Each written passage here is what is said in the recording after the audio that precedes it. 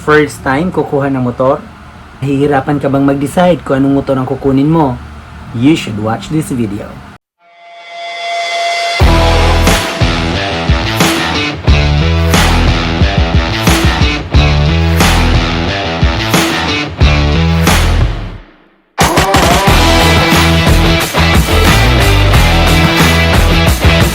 Hello mga kalaag, I'm back once again. This is Loki Lape, the Philippine Ambassador of La Quacha.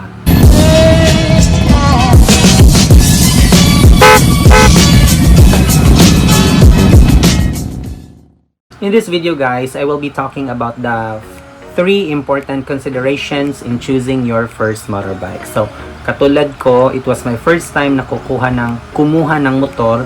So, I had to make considerations, or pinag-isipan ko talaga siya, and I will teach you yung 3 basis kung bakit ako nakapag-decide na ito yung kukunin kong motor.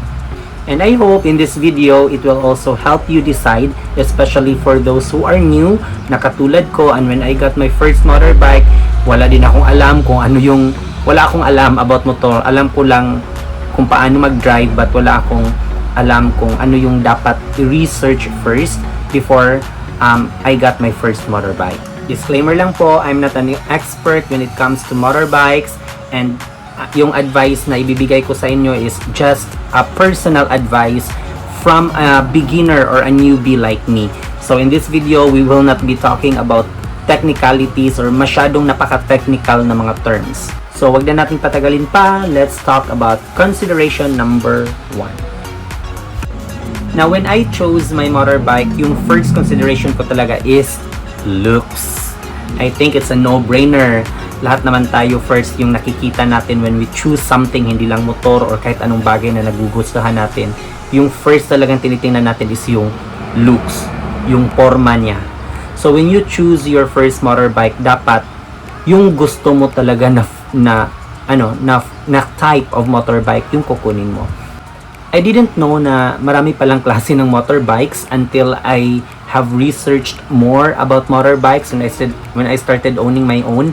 So I'll just gonna show you pictures of some of the types of motorbikes.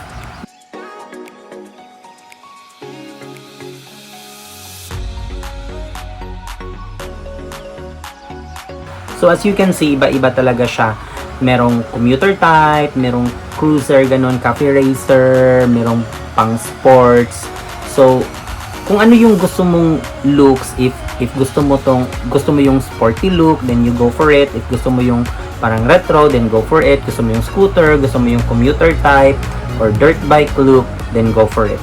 So, first consideration talaga for me is the looks. I think the rest will just follow if gusto mo yung look na na-choose mo for your first motorbike. Now, second consideration. For the second consideration is of course purpose. So, alam mo na kung ano yung gusto mong look. Yung second mo na naman na i-consider is yung purpose, kung saan mo siya gagamitin. So, these two are actually relative to each other kasi you can choose a sports bike but yung purpose mo naman is for like daily use, parang ganun, or it could be for long ride. So yung sports bike won't give you much comfort when you use it for long rides kasi iba yung riding position mo. It's not really fit for sports, for long rides. If yung purpose mo naman is for business, like deliveries, parang ganun, you need to carry a lot of things in your motorbike, you need to put a lot of stuff, then might as well you choose yung parang commuter type or maybe scooter kasi may lalagyan sa may paa. So, parang they are relative to each other. So, after choosing the looks, then you should also consider kung ano yung purpose niya. So, just to give you an idea kung ano yung ano yung dapat isipin mo when you think of purpose, then ito yung para ba siya sa work or daily commute or daily use, business such as delivery, or for leisure, yung pang ano mo lang, pang weekend ride mo lang, or pang forma-forma lang, or pang pictorial lang, Instagram, ganun. Now, for the last but not the least, it would be the budget. I know yung iba is napipilitan silang i-compromise yung looks at then yung purpose kasi hindi enough yung budget nila. So, if hindi enough yung budget mo sa gusto mong kukunin na motor, there are actually a lot of alternatives. So there are high-end brands of motorbikes, high-end versions of motorbikes, but you can also find cheaper alternatives. So for example, sa mga classic look, merong mamahalin talaga, but you can actually find in the market yung mga much cheaper and affordable.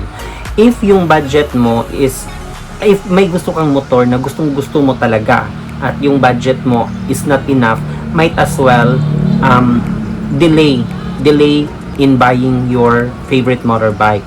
Save ka muna kasi once you buy something that is not really close to your heart, I believe in the long run hindi mo rin siya magugustuhan, so ibebenta mo rin or hindi mo gagamitin, then parang nawi-waste lang yung money mo. So guys, this video is really short.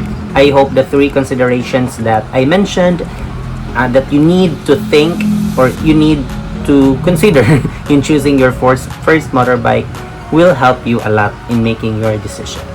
So that's it mga kalaag. Goodbye. I hope this video helps you a lot and keep safe and have fun.